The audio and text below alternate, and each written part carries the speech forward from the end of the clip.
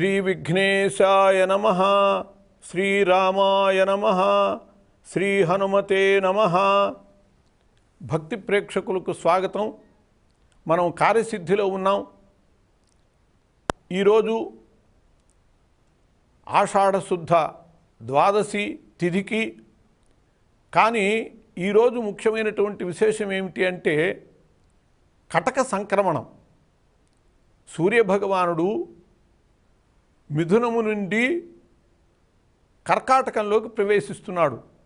దీన్ని కటక సంక్రమణము అంటారు. ఈ కటక సంక్రమణ పుణ్యకాలంలో స్నానం చేయాలి.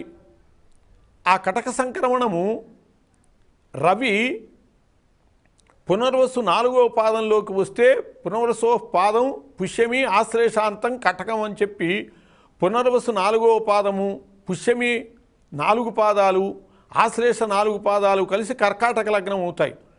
అందులో పునర్వసు 4వ పాదంలోకి వస్తున్నాడు అంటే కర్కాటక లగ్నంలోకి వస్తున్నాడు రవి. అలా కర్కాటక లగ్నంలోకి వచ్చేటటువంటి సమయాన్ని దక్షిణాయన పుణ్యకాలము అని అంటారు. అంటే ఉత్తరాయణం పూర్తయి దక్షిణాయనం ప్రవేశిస్తోంది. ఈ సంక్రమణ సమయంలో అందరూ కూడా స్నానం చేయాలి, సంక్రమణ స్నానం చేయాలి. ఈ మాట కటక సంక్రమణం రాత్రిపూట వస్తుంది కాబట్టి రేపు ఉదయం స్నానం చేస్తే సంక్రమణ స్నానం చేసినటువంటి ఫలితం వస్తుంది. సంక్రాంతి సమయంలో స్నానము, దానము, పితృకార్యము ఇటువంటివన్నీ కూడా చాలా విశేషమైనటువంటి ఫలితాలు ఇస్తాయి. అందులో ఈ సంక్రమణములు అంటే 12 రాసులలోకి సూర్యుడు వెడతాడు. 12 సంక్రమణాలు ఉంటాయి. ఈ 12 సంక్రమణాల్లో మేష, తుల రాసులలోకి సూర్యుడు ప్రవేశించేటటువంటి దాన్ని విషువత్ సంక్రమణము అంటారు. వృషభము, సింహము, వృశ్చికము, కుంభము ఈ రాసుల్లో సూర్యుడు ప్రవేశించేటటువంటి సంక్రమణాన్ని విష్ణుపద సంక్రమణము అంటారు.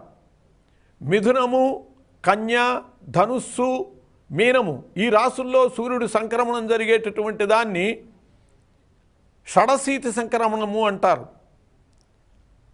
కర్కాటకంలో, మకరంలో మకర సంక్రాంతి, కటక సంక్రాంతి ఈ రెంటిని అయన సంక్రమణములు అంటారు. ఈ క్రమంలో ఇవి ఉత్తరోత్తరయం బలీయం. ఒకదానికంటే విషువత్తు కంటే విష్ణుపదము, విష్ణుపదము కంటే షడశీతి, షడశీతి కంటే అయన సంక్రమణాలు చాలా బలవత్తరమైనటువంటివి, శక్తి కలిగినటువంటివి. ఈ అయన సంక్రమణాల్లో కూడా కటక సంక్రమణం కంటే మకర సంక్రమణం చాలా గొప్పది. అందువలనే మనం మకర సంక్రాంతిని సంక్రాంతిగా విశేషంగా జరుపుకుంటాం. ఆ తర్వాత మనం విశేషంగా జరుపుకునేటటువంటిది ఈ కటక సంక్రమణమే. కటక సంక్రమణము అంటే ఉత్తరాయణం నుంచి దక్షిణాయనంలోకి వచ్చేటటువంటి కాలం. ఈ దక్షిణాయనం అంతా కూడా యమఘంటికలు అంటారు. ఇవన్నీ కూడా ప్రమాదకరమైనటువంటి కాలాలు. సూర్యభగవానుని యొక్క తీవ్రత తక్కువగా ఉంటుంది, శక్తి తక్కువగా ఉంటుంది. అందువల్ల అనేక రకాల రోగాలు ప్రబలేటటువంటి కాలము, ప్రమాదాలు జరిగేటటువంటి, మరణాలు జరిగేటటువంటి కాలం. ఇటువంటి కాలంలో ఏ సమస్యలు లేకుండా మనం బయటపడటం కోసమని ఈ కటక సంక్రమణ నియమాన్ని మనం చక్కగా పాటించాలి. ఈ కటక సంక్రమణం దక్షిణాయన పుణ్యకాలంలో చక్కగా స్నానం చేయటం. రాత్రిపూట వచ్చింది కాబట్టి నిశ్చింతగా మరుసటి ఉదయం స్నానం చేయొచ్చు. స్నానం చేసేటప్పుడు ఊరికనే స్నానం ఎటు చేస్తాం మనం. అలా చేయటం కాకుండా ఈరోజు సంక్రమణ స్నానం చేస్తున్నాను అనుకుని శిరస్నానం చేయటం. అసలు పురుషులకి స్నానం అంటే శిరస్సుతో స్నానం చేస్తేనే, నెత్తి మీద నీళ్లు పోసుకుంటేనే స్నానం. కనీసం ఇటువంటి పర్వాలలోనైనా, ఈ సంక్రమణ సమయంలోనైనా, సంక్రమణ స్నానము చేసేటప్పుడైనా, అట్లాగే గ్రహణ సమయంలో స్నానాలు చేసేవి, ఇటువంటి స్నానాలైనా శిరస్నానం చేయాలి. అలాగే సూతక స్నానాలు ఇటువంటివన్నీ కూడా శిరస్నానాలే చేయాలి. ముఖ్యంగా చన్నీళ్లు చేయటం చాలా శ్రేష్టం. ఆరోగ్యరీత్యా కుదరనటువంటి వాళ్ళు ఏదో గోరువెచ్చగా నీళ్లు పోసుకుని కాలక్షేపణం చేయొచ్చు. అట్లా ఈ సంక్రమణ సమయాన్ని పురస్కరించుకుని ఉదయమే స్నానం చేయటం, తద్వారా కటక సంక్రమణ స్నానం చేసిన వాళ్ళు అవుతారు. ఆ సమయంలో దానము చేయటం ఏదైనా సరే ఆ దానానికి చాలా విశేషమైనటువంటి ఫలితం ఉంటుంది. ఒక్కొక్క సమయంలో సమయాన్ని బట్టి కూడా దానానికి ఫలితం ఉంటుంది.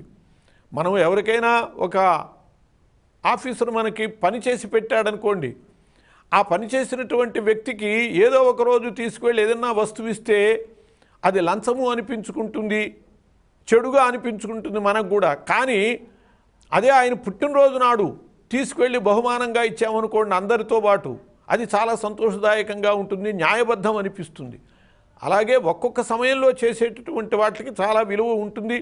ఈ సంక్రమణ సమయంలో దానం చేయటము, పితృకార్యాలు, తర్పణలు పితృదేవతలకు ఇవ్వటం, ఈ రకంగా కార్యక్రమాలు నిర్వహించుకొని కటక సంక్రమణము యొక్క ఫలితాన్ని పొందాలి. స్వస్తి.